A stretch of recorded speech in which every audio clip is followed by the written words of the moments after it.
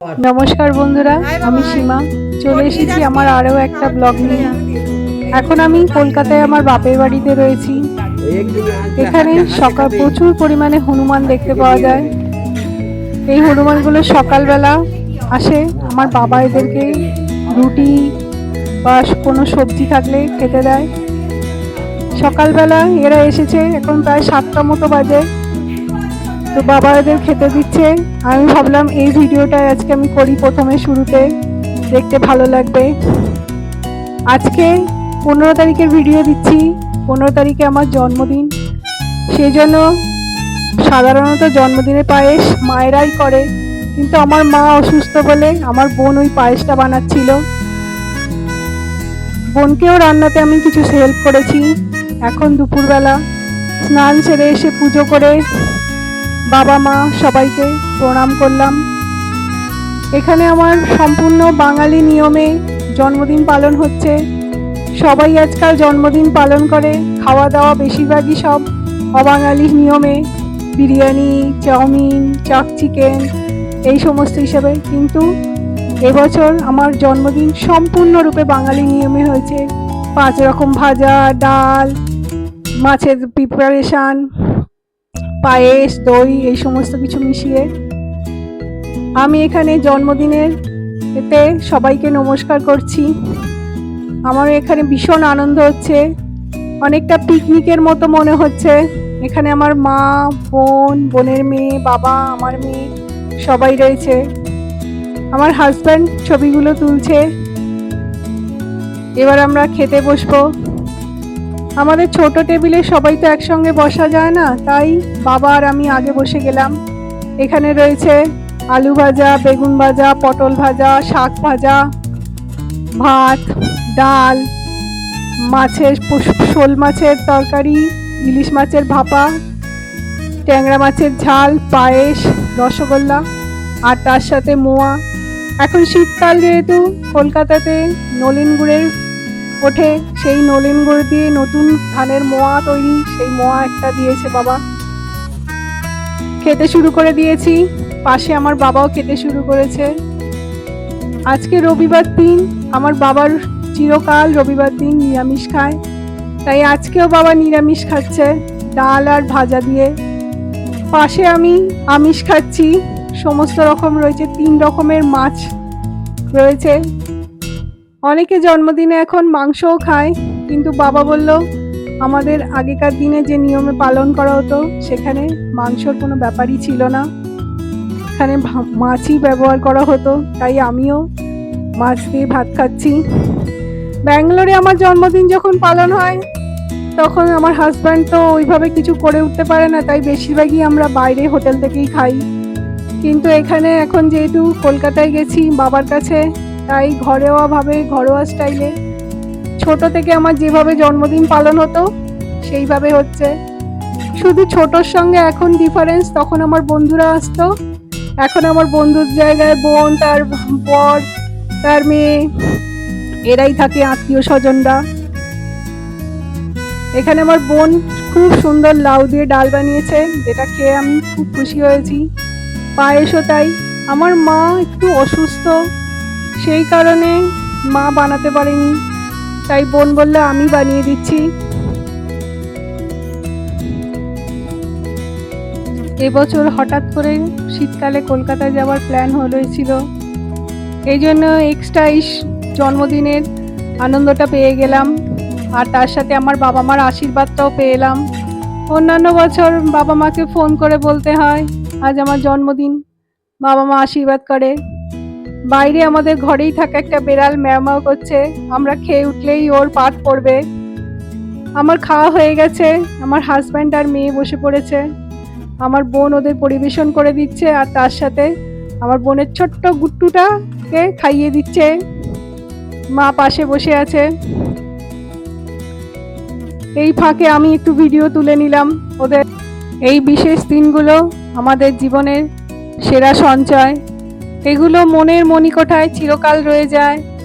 জীবনে পরবর্তীকালে এই দিন পাবো কি পাবো না, সবাইকে সঙ্গে পাবো কি পাবো না তাও জানি না। এইগুলো ভিডিওতে দিচ্ছি, তার সাথে আমার কাছেও সঞ্চয় হয়ে রইল জীবনভর।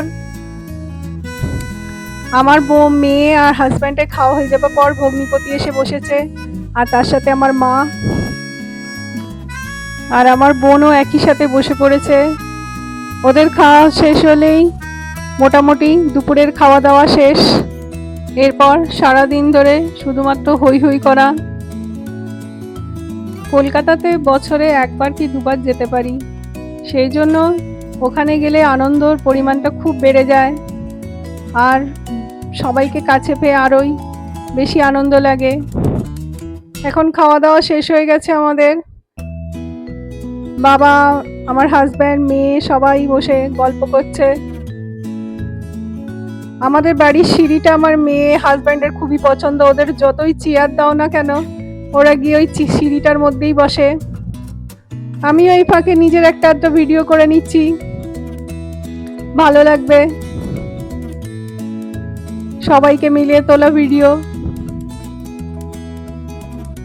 খাওয়া দাওয়া শেষ হয়ে যাবার পর সন্ধ্যেবেলা বাবার একটা ছোট্ট ভিডিও নিয়েছিলাম, দেখুন সেটা। বলেছিলাম এখন বিকালে সান্ধ্য প্রোগ্রাম। সকালবেলা পুরো বাঙালি মতো সমস্ত কিছু হয়েছে। বাবা মা সবাই খুব অনেকদিন পরে আমাকে পেয়ে একেবারে বাঙালি নিয়মে 5 তরকারি ভাত, মানে নিয়ম পালন করে জন্মদিন পালন করেছে। 5 রকম ভাজা, ডাল, মাছের বিভিন্ন রকম প্রিপারেশন, পায়েস। বিশেষ করে শীতকালে এই সময় কলকাতাতে নলেন গুড় খুব ভালো পাওয়া যাচ্ছে, সেই নলেন গুড় দিয়ে পায়েস বানানো হয়েছে। মোয়া, মানে অনেক বছর পরে, বিয়ের পর থেকে তো সেভাবে আমার জন্মদিন বাবা মার কাছে পালন করা হয় না, কিন্তু এতদিন পরে এখানে এসে এই জন্মদিন পালন করে আমি নিজেও খুব খুশি, আর আমার বাবা মাও ভীষণ খুশি। আমার বাবা মা যথেষ্ট বয়স হয়েছে, তারা যথেষ্ট অভিজ্ঞ লোক। বিশেষ করে আমার বাবা একজন কলকাতার আইনজীবী, আর তার সঙ্গে তার জীবনের প্রচুর উপলব্ধি রয়েছে। আমার বাবা নিজে একজন ভালো গুড রাইটার, অনেকগুলো 7-8টা বই লিখেছে। আমার বাবার কিছু উপলব্ধির কথা আমি তার মুখে আপনাদেরকে শোনাই। আমার যেমন ভালো লেগেছে, আমার জীবনের পথে চলতে সাহায্য করেছে। আশা করি আমার বাবার এই উপলব্ধিগুলো আপনারা যারা দেখছেন তাদের সবার জীবনেই চলার পথে খুবই সাহায্য করবে। চলুন আমার বাবার মুখে তার জীবনের কিছু উপলব্ধির কথা এই ভিডিওর মারফত আপনারা দেখতে পাবেন। নমস্কার, আমি সীমার বাবা বলছি। আজ আমার মেয়ে, বড় মেয়ে সীমার আজকে জন্মদিন। 1989 সালে 15ই ডিসেম্বর তার জন্ম হয়েছিল। আজকে আমার মনে খুবই আনন্দ এইটাই যে দীর্ঘদিন ধরে আমি আশা করেছিলাম যে আমার বড় মেয়ে ব্যাঙ্গালোর থেকে আসছে এবং আজকে তার জন্মদিনটা আমি পালন করব। আমার সেই আশা পূর্ণ হয়েছে। আমার এখন বয়স 75 পার হয়ে গেছে, ওই 80 দশকে রান করছি। আমার জামাতারা তারা জীবনে প্রতিষ্ঠিত। আমার বড় জামাতা সে একজন এক্সিকিউটিভ ম্যানেজার, যিনি প্রায় তাকে তার ট্যুরের জন্যে কোম্পানির স্বার্থে ভারতের বাইরে যেতে হয়। আর আমার ছোট জামাতা সে হসপিটালে একজন অ্যাডমিনিস্ট্রেটিভ ডিপার্টমেন্টের কর্তা। আর আমার বড় মেয়ে সীমা নিজের চেষ্টায় এবং তার স্বামীর সহযোগিতায় সে নিজের প্রতিষ্ঠিত হতে চলেছে। এবং আমার ছোট কন্যা সে একজন আইনজীবী, মোটামুটি সে জীবনে প্রতিষ্ঠিত হতে চলেছে।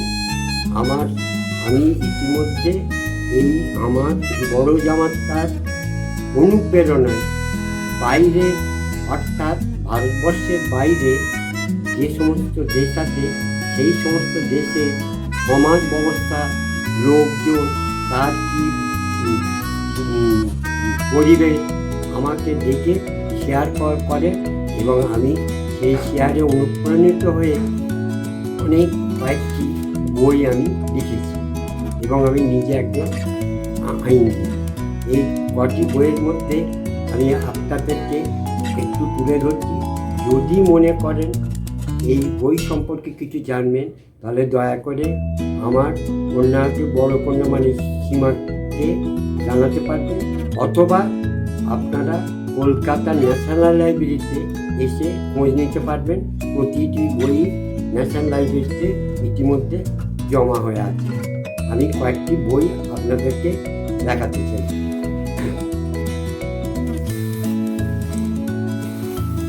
প্রথম বই যেটা লিখেছিলাম সেটা হচ্ছে শেষ পাওয়া। এই বইটাই প্রথম লিখেছিলাম। এই হচ্ছে সমাজ সম্পর্কে প্রকৃত শিক্ষা নিয়ে যেন প্রত্যেকটি লোক তার ব্যবসায় নিযুক্ত হয়, তাহলে সে মানে উন্নতি করতে পারে। এই হচ্ছে আমার শেষ পাওয়া বই। হ্যাঁ, আমি একটা কথাই বলবো, সেটা হচ্ছে যে আমার মেয়ে আমাকে অনেক কথাই বলেছে, যে যার মধ্যে গীতার একটি আমি কথা বলতে চাই, যে আজকে যার উপর নির্ভর করে সব কিছু চলছে সেটা হচ্ছে সনাতনী ধর্ম। গীতায় যে বলা আছে যে কর্ম করতে, এই কর্ম মানে যদি আমরা দেখি যে পাহাড় আমাদের সামনে পড়েছে, অতএব পাহাড়কে সরানো যাবে না, অতএব আমি কর্ম করব না, এটা ঠিক না। এটা হচ্ছে ওই পাহাড়কে সরাবার আমরা চেষ্টা করব। গীতায় এই কথাটাই বলা আছে যে যদি ওই পাহাড়কে সরাবার চেষ্টা করো, তাহলে তুমি কিন্তু সে পাহাড়কে সরাতে পারবে। আজকে নমস্কার। এখানে বাবার কিছু বই রয়েছে লেখা, বইগুলো খুবই ভালো লেখা। আমার তো মেয়ে হিসেবে ভীষণই ভালো লাগে। তো আপনারা চাইলে পড়ে এগুলো দেখতে পারেন, মনে তো হয় ভালোই লাগবে। এগুলো আমার বাবার জীবনের যত অনুভূতি, অভিজ্ঞতা, সেই কথাগুলোকেই তুলে ধরা হয়েছে। এখান থেকে শুরু, শেষ পাওয়া, শেষ দর্শন, শেষ লেখা, শেষ চাওয়া, শেষ তর্পণ, শেষ অনুভূতি আর শেষ বিদায়। এগুলো ছাড়াও বাবা এখনো স্টিল লিখছে। আশা করি ভবিষ্যতে আরো অনেক বই লিখবে। আশা করি আরো ভালো আপনারা স্টোরি দেবেন। এই বইগুলো ছাড়া বাবা এখনো স্টিল লিখছে। আশা করি আগামী দিনে আরো অনেক বাবার জীবনের অভিজ্ঞতার গল্প, তার সমস্ত রকম ফিলিংস, সমস্ত কিছু রিলেটেড আরো গল্প পাবেন। বাবা অনেক রকমই বইতেই লিখেছে, কিছু বিজ্ঞানসম্মতও আছে, আধুনিক আছে, ধর্মীয় আছে, সব ব্যাপারেই আছে। আপনারা আশা করি ভবিষ্যতে বইগুলো পাবেন, সেগুলো পড়তে থাকুন আর নিজেদের জীবনের অভিজ্ঞতা বাড়াতে থাকুন। বাবার ইন্টারভিউ শেষে আমার কেক কাটা হলো। বাটার মোড়ে, নিয়া মোড়ে বলে একটি দোকান থেকে আমার বোন আর আমার মেয়ে সকালবেলা গিয়ে কেকটা নিয়ে এসছে। যদিও আগের দিন আমার হাজব্যান্ড গিয়ে এটা অর্ডার দিয়ে এসেছিল। আর এই ফুলগুলো রয়েছে পাশে, এগুলো আমার হাজব্যান্ড দিয়ে এসছে। আগের ভিডিও দেখেই জানবেন আমি ভীষণ ভালোবাসি ফুল, সেই জন্য সবসময় আমি যেখানেই থাকি একটা ফুলের বুকে বা ফুলের ফ্লাওয়ার ডেকোরেশন সবসময় থাকে। এই কেকটা আমরা নিয়ে এসেছিলাম, শুধু ওটা হ্যাপি বার্থডে মাম্মা লেখার বলা হয়েছিল, ওটা কিন্তু মাম্মা লিখে দিয়ে ছেড়ে দিয়ে জোরে আসতে হয়ে বলা উচিত নয়। আর কেকটা জানাতে চাইছি, এটা আমার মা গিফট করে দেওয়ার, মাকে কত সুন্দর করে দেখো। একটা মিয়ামরের কেক, এটা ওপেন করা থেকে তুলতে হয়। মাসিকে দেখা, মাসিকে বল। হ্যালো বন্ধুরা, এটা আমার দিদির আজকে হ্যাপি বার্থডে। তো এই হ্যাপি বার্থডেতে আমরা দুজনে মিলে কেক কাটছি। কোথায় রে? দাঁড়া। আর আমরা আজকে খুব করে এনজয় করছি। আমরা কেক কাটবো, তারপরে আমরা ডিনার পার্টি এনজয় করব, সব কিছু করবো। তোমরা খুব ভালো থেকো। আমার বোন, এটা ছোট বোন, আদরে আই লাভ ইউ দিদি। এটা আমি আমার মায়ের মেয়ে। লাভ ইউ অল বলে দাও। লাভ ইউ অল বলে একটা love you, fly kiss. Very good. ভিডিওর এই অংশগুলোতে বলার কিছু নেই, শুধুমাত্র দেখার। এখানে আমার মা দাঁড়িয়ে রয়েছে, আমি মাকে জড়িয়ে দাঁড়িয়ে রয়েছি। একটু আগেই বাবাকে আমি ইন্টারভিউতে দেখিয়েছি, বাবার বইগুলো দেখিয়েছি। এখন শুধু মায়ের সাথে ছবি তুলেছি। মা ছাড়া আমাদের জীবন সম্পূর্ণরূপে অসম্পূর্ণ। এখানে আমার বলার মতো কিছুই নেই, শুধু আনন্দ, খুশি রয়েছে।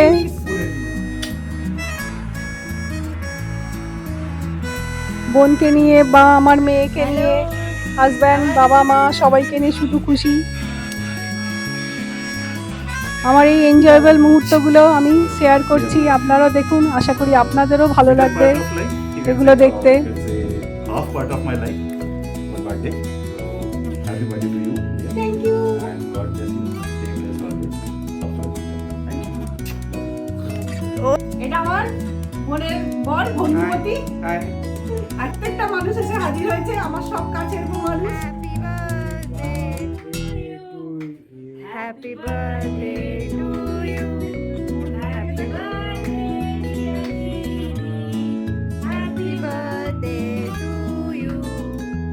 May God bless you. May God bless you. Yay! Cake কাটা শেষ, সবাইকে আনন্দ করে আমি কেক খাওয়াচ্ছি, আমার হাজব্যান্ডকে, আমার মেয়েকে, বাবাকে, মাকে। সকালবেলাটা পুরো বাঙালি নিয়মে হয়েছে, সন্ধ্যাবেলা এবার সমস্তটাই সাহেবি নিয়মে। কেক কাটা, পরে কেকে খাওয়া, কাটার পরে বাইরে হোটেলে গিয়ে পার্টি। সবাইকে কেক কাটিয়ে খাওয়ানোর পরে আমার হাজব্যান্ড বললো কি সবাই মিলে আমাকে কেক মাখানোর জন্যে, সবাই মিলে জোর করে ধরে আমার বেশ করে কেক লাগিয়ে দিল।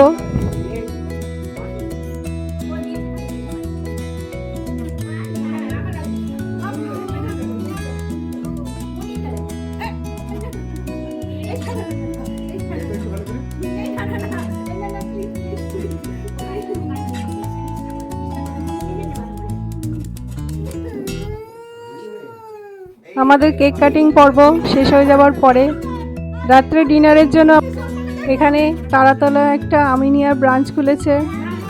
বোন বললো আমিনিয়ার বিরিয়ানি এখানে ব্রাঞ্চে খুবই ভালো খেতে, চল কাছ থেকে কাছে সবাই মিলে গিয়ে খেয়ে আসি। তাই আমরা রাত্রিবেলা গেলাম। আমার বাবা মা বয়স হয়ে গেছে, ওরা আর যেতে পারেনি, ওরা বাড়িতেই ছিল, ওদের জন্য আমরা নিয়ে এলাম। আর আমার ভগ্নিপতির মা খুবই অসুস্থ, হসপিটালে ভর্তি রয়েছে, সেই জন্য সে বললো আমি বাড়ি যাই। আমি, আমার বোন, তার মেয়ে আর আমার হাজব্যান্ড আর আমার মেয়ে এই কজন মিলে গেলাম এই আমিনিয়া বিরিয়ানি খেতে। বিরিয়ানি, তার সাথে আমার বোনের মেয়ের নান পরোটা, চিজ চিকেন কাবাব, আর একটা চিকেনের গ্রেভি কারি, সালাড, রায়তা সব দিয়ে খুব খাওয়া দাওয়া হলো, আনন্দ করা হলো। আমরা খেতে বসেছি, আমাদের বিরিয়ানি এসেও গেছে।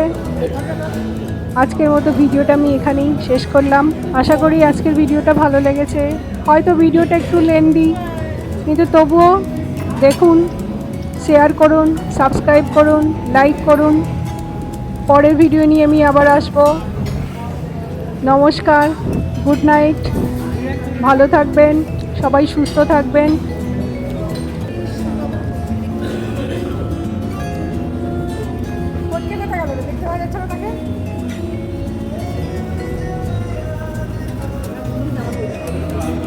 তোরটা তুলতে লাগে, তোরটা হাতেই চুল উঠে যাচ্ছে।